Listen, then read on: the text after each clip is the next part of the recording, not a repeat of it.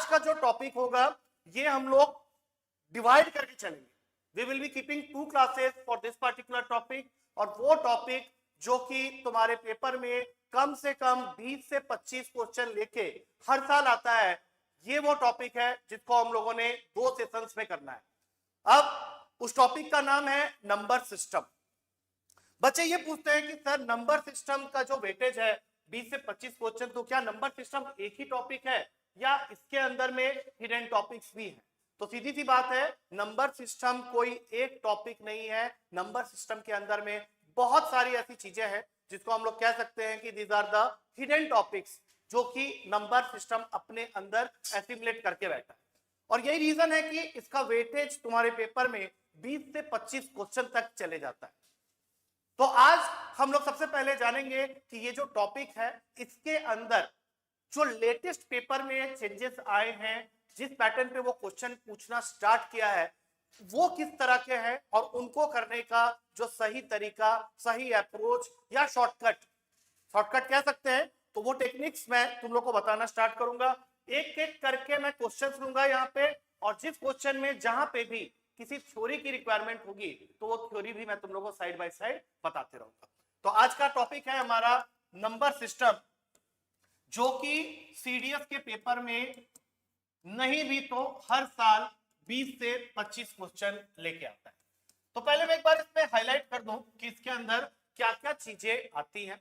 सबसे पहले basic number theory, जिसमें हम लोग को ये बताया जाता है कि कितने टाइप के नंबर होते हैं, उनकी क्लासिफिकेशन क्या होती है। उसके बाद यूनिट डिजिट कंसेप्ट होता है इसके अंदर में। रिमाइंडर एंड फैक्टर थ्योरम के क्वेश्चंस होते हैं। जैसे जैसे अभी हम लोग पेपर के क्वेश्चंस को डिस्कस करेंगे तो तुम्हें पता चलते जाएगा कि ये सारे टॉपिक्स इसके अंदर कवर होते हुए जा रहे हैं। नेक्स्ट होता है इसके अंदर पावर एक्सपोनेंट कंसेप्ट। उसके बाद आता है तुम्हारे पास एल्जेब्रिक आइडेंटिटीज के क्वेश्चन, डिविजिबिलिटी क्राइटेरिया, थोड़ा जगह कम पड़ रहा है, मैंने थोड़ा बड़ा फॉन्ट ले लिया है, डिविजिबिलिटी क्राइटेरिया। और फिर इसी के अंदर कहीं ना कहीं बैठा हुआ है एचसीएफ एंड एलसीएम ऑल्सो। तो इन सब के वजह से तुम्हारा ये टॉपिक जो होता है, अब देखो इसके अंदर मैंने 7 चैप्टर्स तो लिख दिए वैसे ही, तो इन सबको मिला के तुम्हारा नंबर सिस्टम बनता है, ये कोई एक चैप्टर नहीं है। तो अब हम लोग क्या करेंगे, एक एक करके क्वेश्चंस देखेंगे और सीखेंगे कि किस तरह से इन क्वेश्चंस को हमें जल्दी करना है। मैं साथ में तुम्हें ईयर भी बताते जाऊंगा कि कहां से उठाए गए हैं ये क्वेश्चंस। तो सबसे पहला क्वेश्चन हमारे 2024 के सेकेंड पेपर का क्वेश्चन आया था 2024 के सेकेंड पेपर में। उसने तुम्हें बोला है difference of the squares of 2 natural numbers m and n। Difference of squares of 2 natural numbers m and n is 72। ये उसने तुमको पहले ही दे दिया है और साथ में ये भी बता दिया है कि m must be greater than n। और क्वेश्चन तुमसे ये पूछ रहा है कि how many pairs of natural numbers are possible, ऐसे कितने पेयर ऑफ नेचुरल नंबर्स होंगे जो कि इस कंडीशन को सेटिस्फाई करेंगे। ऑप्शन में आंसर दिए हुए हैं 3, 4, 5, 6। देखो मैं सारी चीजें लिख लिख के तुमको बता रहा हूं, तुम सोच रहे हो कि अगर स्लाइड होता तो अच्छा होता, लेकिन अगर तुम मेरी बात को ध्यान से सुनोगे तो किसी स्लाइड की जरूरत नहीं पड़ेगी। तो एक बार फिर से क्वेश्चन को रीड करते हैं। तुम्हारे पास 2 नेचुरल नंबर्स हैं m and n, जिसमें m जो है वो n से बड़ा है और m² माइनस n² की वैल्यू दे रखी है 72, और वो तुमसे पूछ रहा है कि ऐसे कितने pairs of m and n होंगे जो कि इस कंडीशन को सेटिस्फाई करेंगे।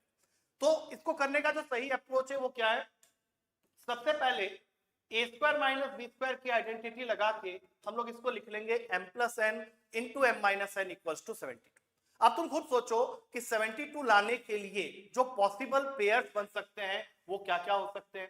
तो सबसे पहले तो 1 और 72 आएगा दिमाग में, उसके बाद आएगा 2 and 36, उसके बाद आएगा 3 and 24, उसके बाद आएगा 4 and 18, उसके बाद आएगा 6 and 12, और आई थिंक इसके बाद और कुछ नहीं आएगा, क्योंकि इसके बाद जो तुम जो भी बोलने वाले हो, अच्छा एक और रहेगा 8 and 9। इसके बाद तुम जो भी बोलोगे वो इसी का रिपीटेशन हो जाएगा। तो अब तुमको क्या करना है, ध्यान से देखो। तुम्हें ये तो पता है कि m प्लस n हमेशा m माइनस n से बड़ा होने वाला है, तो एक पॉसिबिलिटी जो बन रही है वो है m प्लस n 72 और m माइनस n 1। लेकिन अगर तुम इसको सॉल्व करने की कोशिश करोगे आगे तो तुम्हें m की वैल्यू फ्रैक्शन में मिलेगी जो कि नेचुरल नंबर नहीं हो सकता, तो ये तो पॉसिबिलिटी कट हो गई। अगला m प्लस n की वैल्यू 36 और mn की वैल्यू m माइनस n की वैल्यू 2। अगर मैं इसको सॉल्व करता हूं तो यहां से मुझे कुछ कंस्ट्रक्टिव मिलेगा। अगर मैं ऐड कर दूं तो 2m की वैल्यू हो गई 38, m हो गया मेरा 19, और यही 19 अगर मैं यहाँ पे पुट कर देता हूं तो n की वैल्यू हो जाएगी 17। तो इस पेयर को तो मैं काउंट कर सकता हूं।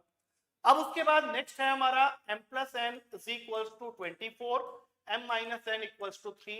अब अगर मैं यहाँ से इसको ऐड करके सॉल्व करूं तो अगेन प्रॉब्लम क्या आएगी कि m की वैल्यू फ्रैक्शन में आएगी, तो ये भी कट हो गया। अगली वैल्यू को लेते हैं m plus n is equals to 18, m minus n equals to 4। अब अगर मैं इसको ऐड करता हूं तो यहां से m की वैल्यू प्योर नंबर आ रहा है 11, n आ रहा है 7, तो ये पॉसिबिलिटी को मैं काउंट करूंगा। उसके बाद लास्ट है m प्लस n को 12 और m माइनस n को 6। इससे भी मुझे वैल्यू मिल रही है 9 और 3 की। अगर मैं इसको ऐड कर दूं तो m 9 आएगा और n 3 आएगा, तो 3 मिल गया। लास्ट वाला पॉसिबल नहीं होगा क्योंकि वो अगेन फ्रैक्शनल वैल्यू ले रहा है, तो तुम्हारा सही आंसर हुआ 3। आई होप चीजें क्लियर हो गई होंगी, सबको समझ में भी आ गया होगा कि किस तरह से मैंने क्वेश्चन को अप्रोच किया। अगला क्वेश्चन है तुम्हारे पास, ध्यान से देखना, सेम 2024 के सेकंड पेपर का क्वेश्चन है। इसमें तुम्हें दे रखा है, इस तरह के क्वेश्चन काफी पूछे जाते हैं तुम्हारे पेपर में। 111 के पावर में 222, 222 के पावर में 333 और 333 के पावर में 444। ये देखें वो तुमसे पूछ रहा है कि अगर मैं इस सम को डिवाइड करता हूं 5 से तो what will be the reminder. तुम्हें रिमाइंडर बताना है जब तुम इस बड़े सम को 5 से डिवाइड करते हो। तो यहाँ पे जो ट्रिक तुम्हें लगानी है वो यही है कि हर नंबर का, जैसे अगर तुम यहाँ पे देखो तो 3 चीजें हैं। एक है 111 के पावर में 222। तुमको देखना क्या है कि जब मैं इसको सॉल्व करता हूं तो इसका यूनिट प्लेस क्या होता है, तो उसके लिए तुम्हें पता होना चाहिए unit place concept. Unit place concept हमें यह सिखाता है कि अगर कोई इवन नंबर है और उसके पावर में मैंने 4 का कोई भी मल्टीपल लिख दिया, मतलब एक ऐसा नंबर लिख दिया जो 4 के टेबल में आता है, तो वो नंबर चाहे जितना भी बड़ा क्यों ना हो हमेशा 6 से ही खत्म होगा। मतलब ऐसे बड़ी सी वैल्यू का यूनिट प्लेस जो होगा वो 6 पे ही खत्म होगा। लेकिन अगर कोई ऑड नंबर है और उसके पावर में मैंने 4 का कोई भी मल्टीपल लिख दिया तो वो हमेशा 1 पे खत्म होगा। अगर तुम्हें इतनी सी बात समझ में आ जाए तो इस तरह के क्वेश्चन को तुम चुटकियों में सॉल्व कर सकते हो, क्योंकि अभी मैं एग्जैक्टली क्या करने वाला हूं, मैं इन सब का यूनिट प्लेस निकालूंगा और उसको ऐड करके देखूंगा कि वो कितना आ रहा है, और वो जो सम होगा अगर वो 5 से डिवाइड हो तो जो रिमाइंडर आएगा वही तुम्हारा फाइनल आंसर होगा। तो यहाँ पे एक चीज हमेशा याद रखना, 4 नंबर ऐसे होते हैं जो कि अगर 1, 6, 5 और 0 से खत्म होने वाले नंबर के पावर में तुम कुछ भी लिख दो तो वो हमेशा उन्हीं डिजिट से खत्म होगी। अब ये तो बहुत ही कॉमन सेंस की बात है, 1 के पावर में तुम कितनी भी बड़े नंबर को क्यों ना लिख लो, अगर कोई नंबर 1 से खत्म होता है तो उसके पावर में तुम कुछ भी लिखोगे तो चाहे वो जितना भी बड़ा नंबर क्यों ना हो 1 पे ही खत्म होगा। और उसी तरह से अगर 6 किसी नंबर के यूनिट स्पेस में आ रहा है और उसके पावर में एक बहुत बड़ा सा नंबर भी लिखा हुआ है तो भी चाहे वो कितना भी बड़ा नंबर क्यों ना हो वो 6 पे खत्म होगा। और सेम वैलिड होता है 5 के लिए भी और 0 के लिए। तो अब तुम्हें ये देखना है कि यहाँ तो 111 के पावर में 222 है तो ये तो 1 पे ही खत्म होगा। अगला वाला को देखने के लिए तुम्हें पहले डिसाइड करना पड़ेगा। देखो 222 जो है वो एक इवन नंबर है, लेकिन 333 जो कि उसके पावर में है वो 4 का मल्टीपल नहीं है, और 4 का मल्टीपल है या नहीं या 4 से डिविजिबल है या नहीं ये जानने के लिए तुम्हें सिर्फ आखिरी के 2 डिजिट्स देखने होते हैं। तो आखिरी के 2 डिजिट्स है या 33, तो तुमको अगर ये जानना है कि ये किस प्लेस पे खत्म होगा, मतलब 222 के पावर में अगर 333 लिखा है तो इस नंबर का आफ्टर एक्सपेंशन यूनिट प्लेस क्या होगा, तो फिर इसका कैलकुलेशन थोड़ा साइड में कर। सबसे पहले तो एक ऐसा नंबर लिखो जो उसके सबसे नियरेस्ट है और 4 के टेबल में आता है। ऑफ कोर्स वो वैल्यू है 332। अब इसको मल्टीप्लाई करेंगे 222 से सो दैट ये बिकम 333। और अभी हमने पढ़ा था कि अगर किसी इवन नंबर के पावर में 4 का मल्टीपल है तो वो हमेशा 6 पे खत्म होगा, और 2 की पावर में 1 तो 2 ही होता है। तो इसका मतलब है कि ये वैल्यू जो है ये 2 पे खत्म होगा, मतलब चाहे ये नंबर कितना भी बड़ा क्यों ना हो उसका यूनिट प्लेस फिक्स हो गया 2 पे। अब आते हैं 333 के पावर में 444। अब देखो सीधी सी बात है, 333 एक ऑड नंबर है और 444 जो है वो 4 के टेबल में आने वाला नंबर है, तो जाहिर सी बात है कि एनी ऑड नंबर के पावर में अगर 4 का मल्टीपल है तो वो तो 1 पे ही खत्म होगा। अब इस पूरे सम को अगर मैं डिवाइड करता हूं 5 से तो रिमाइंडर क्या आएगा, ये क्वेश्चन था। तो 4 तो 5 से डिवाइड होगा ही नहीं, तो सीधी सी बात है कि रिमाइंडर इस केस में आएगा 4। तो अब तुम यहां जान सकते हो कि अगर फ्यूचर में ऐसा कोई भी क्वेश्चन आता है तो तुम्हारा अप्रोच जो होगा इस तरह के क्वेश्चन को करने का वो यही होगा। अगला क्वेश्चन जो कि काफी बच्चे नहीं जानते हैं, सेम 2024 के सेकंड पेपर का आया हुआ क्वेश्चन था। तुम्हें एक बहुत बड़ा नंबर दे रखा है 43210, उसके बाद 12345 और इसको मल्टीप्लाई करना है हमें 9876 और फिर 6789। क्वेश्चन ये नहीं पूछ रहा कि इस प्रोडक्ट की वैल्यू क्या होगी, वो तो बहुत बड़ा कैलकुलेशन हो जाएगा। वो सिर्फ तुमसे ये पूछ रहा है कि जब हम इसे मल्टीप्लाई करेंगे तो जो बहुत बड़ा सा नंबर आएगा उसके आखिरी के 3 डिजिट्स क्या हो, बस इतना सा क्वेश्चन। तो इसको करने का जो ट्रिक है वो जान के रखो कि फ्यूचर में कभी ऐसा क्वेश्चन आ जाए तो हमेशा क्या करना, आखिरी के जो 3 डिजिट्स हैं दोनों नंबर्स के उनको मल्टीप्लाई, दैट मींस 345 को 789 से डिवाइड कर। अगर तुम इन दोनों नंबर को मल्टीप्लाई करते हो तो जो भी तुम्हारा आंसर आएगा उसके आखिरी के जो 3 डिजिट होंगे वही तुम्हारा आंसर होगा। तो ये मल्टीप्लाई मैं अभी कर नहीं रहा क्योंकि ये तुम कर सकते हो, बट इसका जो सही आंसर होगा वो होगा 205। मतलब ये जो भी नंबर है उसके जो आखिरी के 3 डिजिट्स होंगे वो 205 होंगे। तो आखिरी के 3 डिजिट के लिए ही वो क्वेश्चन पूछ रहा है। अब चाहे तुम ये पूरे नंबर को मल्टीप्लाई करो या आखिरी के 3 डिजिट को मल्टीप्लाई करो, दोनों नंबर का आंसर दोनों ही केस में तुम्हारा किससे खत्म होगा, 205 से। अब ऐसी चीजें बच्चों को पता नहीं होती हैं तो इन सबको नोट करते हुए जरूर चले जाना, सो दैट इन फ्यूचर अगर ये क्वेश्चंस आते हैं तो you can easily solve this type of question. अब चलते हैं, एक बहुत ही रूटीन सा क्वेश्चन आया था 2024 के सेकंड पेपर में। क्वेश्चन क्या कह रहा है, 1/√10 + √9। ऐसे सीरीज वाले क्वेश्चन काफी बार तुम्हारे पेपर में देखे जाते हैं। 1/√11 + √10, फिर ये सीरीज कंटिन्यू हो रही है 1/√12 + √11 और आखिरी में ये खत्म हो रहा है जाके 1/√196 + √195। अब देखो ऐसे क्वेश्चन का करने का जो प्रोसीड्योर है, देखो पहले प्रोसीड्योर जान लेते हैं फिर इसका एक ट्रिक होता है वो भी सीख लेंगे। तो सबसे खास बात क्या है इस क्वेश्चन के अंदर में कि जितने भी फ्रैक्शंस हैं उन सबका न्यूमरेटर 1 का है। और एक और चीज जो तुम्हें दिख रही होगी वो ये है कि रूट के नीचे जो 2 वैल्यूज है वो कंसेक्यूटिव है। तो ऐसे क्वेश्चन के अंदर जब भी तुम रैशनलाइजेशन करने जाओगे, ऑब्वियस सी बात है तुम जाओगे रैशनलाइजेशन करने के लिए क्योंकि तुम्हारा पहला नंबर जो है वो √10 है और बीच में प्लस का साइन है और √9 है, तो तुमको √10 - √9 से ऊपर नीचे मल्टीप्लाई करना पड़ेगा। Now I am talking about the normal method of doing this question, फिर मैं इसका एक ट्रिक बना दूंगा। तो ये तुम करोगे।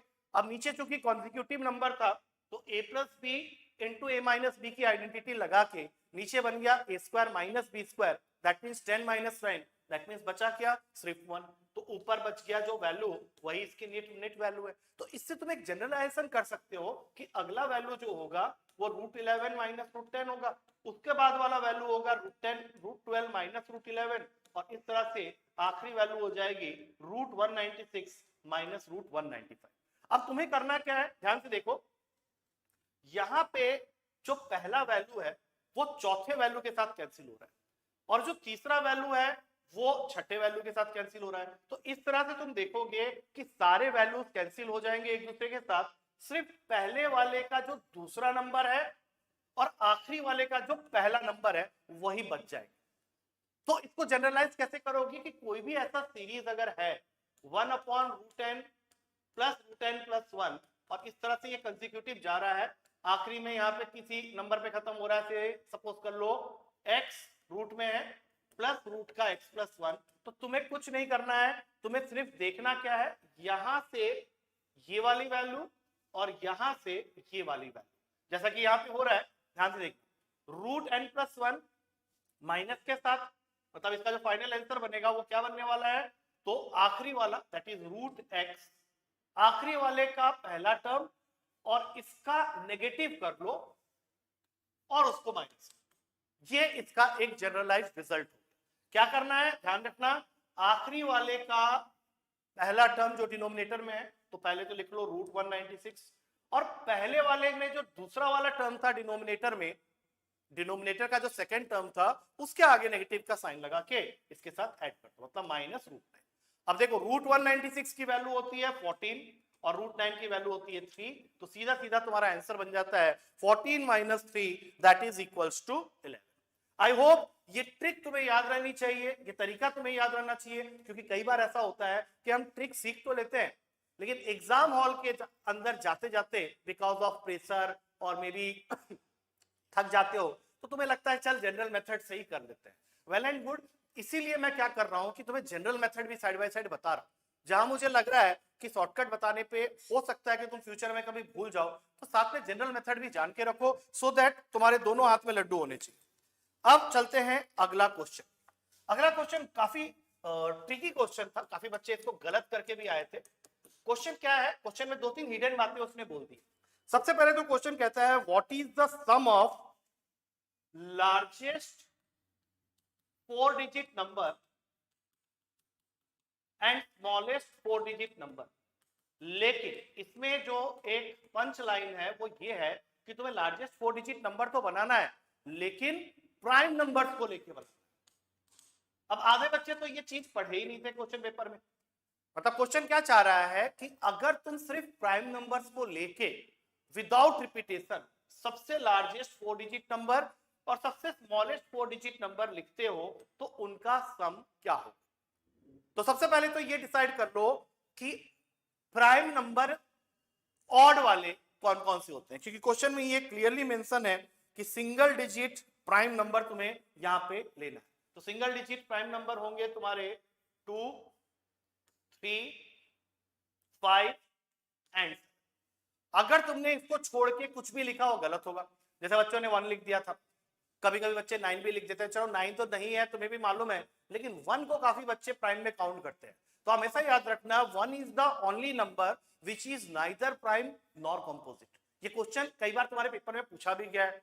तुम्हें ये चीज अच्छी तरह से पता होनी चाहिए कि 1 के 2 फैक्टर्स नहीं हो सकते और 1 के 2 से ज्यादा फैक्टर्स भी नहीं हो सकते, क्योंकि प्राइम नंबर होने के लिए किसी भी नंबर का 2 फैक्टर होना जरूरी है। अब 1 का तो एक ही फैक्टर है दैट इज 1 इटसेल्फ, और कंपोजिट होने के लिए 2 से ज्यादा फैक्टर के होने की जरूरत है। तो 2 से ज्यादा फैक्टर तो 1 के पास है ही नहीं, उसके पास तो एक ही फैक्टर है। तो 2, 3, 5, 7 को लेके जो सबसे लार्जेस्ट नंबर बनेगा वो बनेगा 7532, और जो सबसे छोटा नंबर बनेगा वो बनेगा 2357। तो इसको ऐड कर लो, तुम्हारा आंसर तुम्हारे सामने है 9889। आई डोंट नो बच्चे इसमें क्या कंफ्यूज हुए थे, आई डोंट। अब चलते हैं अगला क्वेश्चन जो सेम पेपर में पूछा गया है। तो क्वेश्चन में 2 इक्वेशन दे रखे, x³ + 1/x³ is equals to 65/8, और एक दूसरा इक्वेशन है y³ + 1/y³ is equals to 730/27। और क्वेश्चन चाहता है कि तुम उसको वैल्यू निकाल के दो प्रोडक्ट xy का। तो काफी बच्चे क्या करने लगे, इसको सॉल्व करने लगे, लेकिन मेरे खुद के स्टूडेंट्स को मैंने ये चीजें अच्छी तरह से समझाई हुई है कि नंबर सिस्टम के क्वेश्चन को जब तुम कर रहे हो तो नंबर सिस्टम में एक चीज हमेशा याद रखना, बिफोर स्टार्टिंग नंबर सिस्टम या जब भी तुम नंबर सिस्टम कहीं से भी पढ़ रहे हो तो 3 चीजें हमेशा करनी है। 1 से लेके 30 तक का स्क्वायर, ये मैंने कल भी बताया था तुम लोग को इंट्रोडक्टरी क्लास में। 1 से लेके 20 तक का क्यूब, और 1 से लेके 20 तक का टेबल। अगर तुमने ये चीजें पहले कर ली तो इस तरह के क्वेश्चन को तुम सिर्फ देख के सॉल्व कर सकते हो। अब ये कैसे पॉसिबल है, ध्यान से x को मैं वैल्यू देने जा रहा हूं 2 का। तुम बोलोगे क्यों सर 2 क्यों दे रहे हो, 3 दे दो। मैं बोलूंगा देखो 2 का क्यूब जो होता है 8 होता है, तो 2 का क्यूब अगर 8 होता है तो ये वैल्यू हो जाएगी 8 + 1/8 जो कि 65/8 होता है। और उसी तरह से सोचो कि अगर मैं y को वैल्यू दे देता हूं 3, तो 3 का क्यूब होता है 27 और 1/27। अब यहां पे देखो 27 का स्क्वायर अगर तुम्हें याद है तो तुम्हारा काम आसान हो जाएगा। मतलब क्यूब का भी यूज हो गया क्वेश्चन के अंदर और स्क्वायर का भी यूज हो गया। आई होप सबको याद होना चाहिए कि 27 का स्क्वायर होता है 729, जो कि इस इक्वेशन को 729 + 1 730 बना देगा। तो x और y दोनों की वैल्यू तुम्हें मिल चुकी है, x है 2, y है 3, तो फाइंड xy जो बोला था इसका आंसर हो जाएगा 2 × 3 that is equals to 6। So make sure कि जब तुम क्वेश्चन पेपर कर रहे हो तो नंबर सिस्टम के इस तरह के क्वेश्चंस को बिल्कुल नहीं छोड़ना है। काफी बच्चे डर जाते हैं, बोलते हैं सर पैटर्न चेंज हो गया, कहां से क्वेश्चन आ गया, क्या आ गया। अरे देखो, पेपर के अंदर में कुछ क्वेश्चंस ऐसे जरूर होंगे जो कि तुम्हें आउट ऑफ पैटर्न लगेंगे। जैसे अगर मैंने 20 से 25 क्वेश्चन कहा है तो उसमें से हो सकता है कि 4 से 5 क्वेश्चन ऐसे हो जो कि तुम्हें वहां करते समय दिक्कत करे, बट मैक्सिमम क्वेश्चन सॉल्व हो जाते हैं। वही मैं दिखाने की कोशिश कर रहा हूं, तभी मैं एक ही पेपर के क्वेश्चन को अभी कर रहा हूं। 2024 के सेकंड पेपर के ही सारे क्वेश्चन है, और आई थिंक अभी तक हमने 5-6 क्वेश्चन कर रही हैं। अब आगे बढ़ते हैं इसी लिस्ट को। अगला क्वेश्चन है 11x + 5y, ये भी सेम पेपर का ही क्वेश्चन है। वो बोल रहा है कि it is a prime number.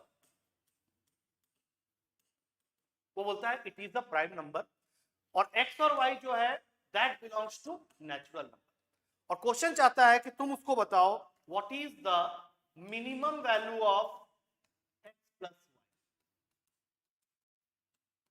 Minimum value of x + y निकालना है। ऑप्शंस तुम्हें यहां दे रखे हैं 3, 4, 5, 6। तो ऐसे क्वेश्चन में बच्चे को पहले ये पता होना चाहिए एग्जैक्टली कि प्राइम नंबर होता क्या है। तो मैं वो पहले ही बता चुका हूं, तुम में से बहुत लोगों को पता भी होगा कि प्राइम नंबर उन नंबर्स को कहते हैं जिसके सिर्फ और सिर्फ 2 फैक्टर होते हैं। तो वो रेस्ट्रिक्शन 11x + 5y के लिए है, x और y के लिए नहीं है। x और y को तो बोल रहा है कोई भी नेचुरल नंबर ले लो, लेकिन तुमको एक चीज और समझना है कि अगर वो minimum value of x + y मांग रहा है तो तुम्हें x और y के छोटे छोटे वैल्यूज को ही देखने की जरूरत है। तो सपोज करते हैं कोई बच्चा बोले सर मैं x को 1 देना चाहता हूँ, दे दे भाई, कोई दिक्कत नहीं है, ये 11 हो जाएगा। लेकिन तब तुमको y को क्या देना है, क्योंकि वो तो 5 का मल्टीपल बनने वाला है, और 5 का मल्टीपल बन गया तो प्रॉब्लम हो सकती है कि 5 3 15 है, 15 अगर 11 से ऐड हो गया तो 26 हो जाएगा, 2 दोगे तो 10 11 21 हो जाएगा। तो मेरे ख्याल से x1 काम नहीं करेगा, तो 2 से स्टार्ट कर दो, छोटी वैल्यू पहले चेक कर। तो 11 × 2 होता है 22। अब तुमको सोचना है कि अगर मैं x को 2 दे रहा हूं तो क्यों ना y को 3 दे दूं, एक बार चेक तो करें क्या बनता है। तो 11 × 2 + 5 × 3, तो ये हो गया 22, ये हो गया 15 और ये मिल गया तुमको 37। अब इससे छोटी वैल्यू तो हो ही नहीं सकती, इससे छोटी वैल्यू पॉसिबल ही नहीं है, क्योंकि 11 जो है वो बड़े नंबर के सामने और 5 छोटे नंबर। तो ऑब्वियस सी बात है कि y और x की जब वैल्यू असाइन होगी तो y की वैल्यू x से बड़ी होनी चाहिए। तो मैंने y को 3 दिया, x से 2 दिया, इससे छोटी वैल्यू नहीं होगी। उससे पहले मैंने चेक कर लिया था y को 2 और x को 1 देके। तो करेक्ट आंसर इसका बन गया, क्योंकि 2 और 3 है तो मिनिमम सम जो आएगा वो 2 + 3 5 आएगा। अब ऐसे क्वेश्चन को टैकल करने का यही तरीका है, तो ध्यान देना कि इस तरह से अप्रोच करना होता है। अच्छा, अब चलते हैं अगले क्वेश्चन की तरफ। अगला क्वेश्चन जो तुम्हारे पेपर में पूछा गया है वो काफी बार पूछा जा चुका है, स्टेटमेंट क्वेश्चन है, ध्यान से देखना, क्योंकि इसके अंदर में एक पर्टिकुलर थ्योरम यूज होगा जो कि तुम्हें मैं इस क्वेश्चन के थ्रू समझाने की कोशिश करूंगा। ये काफी बार तुम्हारे पेपर में पूछे हुए क्वेश्चंस हैं, इसलिए इसको जरूर ध्यान से देखना। पहला स्टेटमेंट कहता है कि 61 डिवाइड्स, किसको डिवाइड कर रहा है, 107 के पावर में 100 माइनस 76 के पावर में 100। अभी हमें चेक करना है ये सही है या नहीं, है तो स्टेटमेंट दिया उसने। और दूसरा स्टेटमेंट है 100 डिवाइड्स 67 के पावर में 5 प्लस 33 के पावर में 5। अब ऐसे क्वेश्चंस के जो ऑप्शंस होंगे वो किस तरह के होंगे तुम्हें पता ही है। ए का मतलब होगा ओनली 1 इज करेक्ट, बी का मतलब होगा ओनली 2 इज करेक्ट, सी का मतलब होगा बोथ 1 and 2 इज करेक्ट, और डी का मतलब होगा कोई भी सही नहीं है, नाइदर 1 नॉट 2 इज करेक्ट। तो आप सबसे पहला काम क्या करोगे ऐसे क्वेश्चन के लिए कि जो बेस में नंबर दिख रहा है उनको पहले सब्ट्रैक्ट कर। तो अगर तुम इसको सब्ट्रैक्ट करते हो तो ये तुम्हें क्या दे रहा है, पहले देखो एक बार, ये तुमको दे रहा है 31। अब सोचो कि अगर ये तुमको 31 दे रहा है तो क्या 61 का कोई रिलेशन बनता है 31 के साथ में, सोचो थोड़ा सा। क्योंकि 107 को अगर मैं 76 से माइनस कर रहा हूं तो स्ट्रेट अवे दिख रहा है कि यहाँ पे 31 आ रहा है, और 61 एक प्राइम नंबर है। अच्छा, एक काम और करो, लेकिन इसको ऐड करके भी देख लो एक बार, तो ये कितना हो गया, ये बन गया तुम्हारा 183। अब बच्चा बोलेगा कि सर माइनस का साइन है तो आपने ऐड क्यों किया।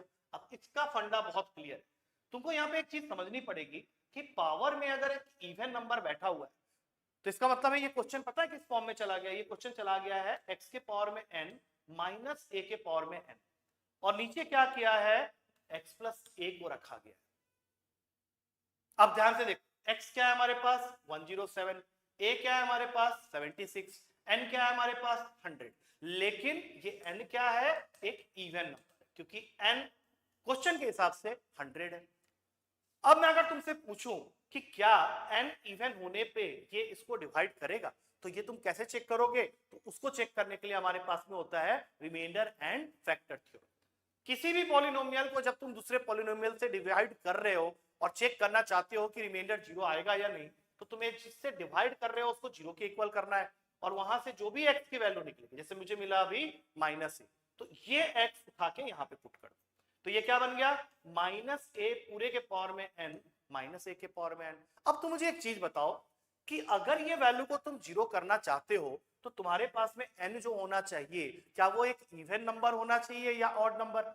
तो वहां से कमेंट सेक्शन में जरूर आंसर आना चाहिए कि सर अगर ये इवन होगा तभी तो ये माइनस का साइन रिमूव होगा, और जब ये माइनस का साइन रिमूव होगा तभी ये बनेगा a की पावर n -a की पावर n, दैट इज 0। और यही वो रीजन था जिसकी वजह से मैंने तुमको यहाँ पे ऐड करके दिखाया। अब जरा चेक करो कि क्या 61 183 के टेबल में आता है, तो बिल्कुल आता है। तो यहाँ पे इस चीज का बिल्कुल ध्यान रखना है। दो ही काम कर सकते हो तुम, या तो तुम इन दोनों नंबर्स को ऐड करके देखोगे इस नंबर से डिवाइड होता है या नहीं, या फिर सब्ट्रैक्ट करके देखोगे डिवाइड होता है कि नहीं। दोनों में से अगर कुछ भी नहीं हुआ तब जाके तुम बोलोगे कि स्टेटमेंट गलत है, अदरवाइज सही है। जैसे मान लो कुछ बच्चे ने क्या किया था, सिर्फ माइनस किया था, तो माइनस करने पे हमें क्या मिला था? 31। अब 31 का 61 से कोई लेना देना नहीं, लेकिन अगर इस जोश में तुम इसको गलत कर देते तो आंसर गलत हो जाता, क्योंकि प्लस करने के बाद ये सम आ रहा है 183, और 183 61 के टेबल में 3 में आ जाता है, तो ऑब्वियस सी बात है कि ये थ्योरम यहाँ पे यूज हो रहा है। अब देखते हैं दूसरा। अब तुम्हारा क्वेश्चन क्या है? 67 33।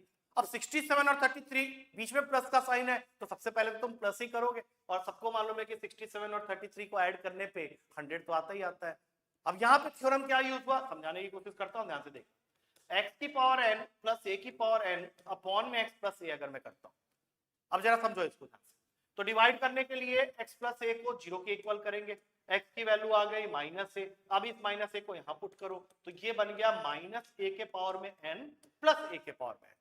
अब मुझे एक चीज बताओ कि तुम क्या चाहोगे, वहां पे वो माइनस का साइन रहे या ना रहे, क्योंकि हमें अल्टीमेटली तो डिविजिबल बनाना है उसको, दैट मींस हमें 0 चाहिए। तो तुम्हारी तरफ से आंसर आना चाहिए था कि सर वहां पे n ऑड नंबर होना चाहिए, क्योंकि अगर ये n ऑड हुआ तो ये -a और ये +a हो जाएगा, -a की पावर n प्लस a की पावर n, ये 0 हो जाएगा।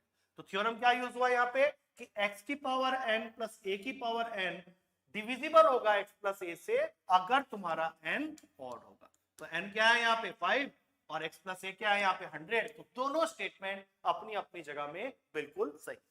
ये सारी चीजें मैंने क्लास में करवाई हुई थी बच्चों को, लेकिन बच्चों को भी इस चीज का ध्यान रखना है कि क्वेश्चन में दोनों पॉसिबिलिटी तुम्हें चेक करनी पड़ेगी, प्लस करके भी और माइनस करके भी।